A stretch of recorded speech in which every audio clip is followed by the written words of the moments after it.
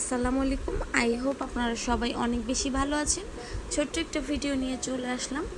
ওদিন আমার গরম গরম মোমো খেতে মন চাচ্ছিল অনেক, তো অরিতে চলে আসলাম একটা রেস্টুরেন্টে। এসে এখানে গরম গরম মোমো নিয়েছি। এখানে আপনাদের ভাইয়া খাচ্ছিল অনেক মজা মজা করে।